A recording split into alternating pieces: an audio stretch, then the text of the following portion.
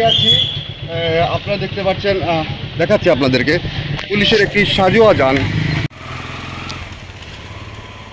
এই সেই জল্লাদের উচ্ছ্বাস মঞ্চ।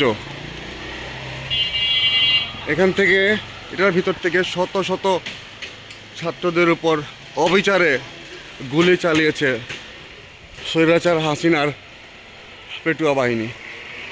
জনগণের রোষানলে পরে আজকে দেখুন এই জায়গায় মুখ থুবড়ে পড়ে আছে। সিলেটের পুলিশ লাইনের সামনেই গাড়িটি রাখা। একে একে মানুষ বেরিয়ে আসছে এই গাড়ির ভেতর থেকে। দেখুন, এটা হচ্ছে অন্যায়, নির্যাতন, নিপীড়নের একটি জ্বলন্ত উদাহরণ এই যানটি।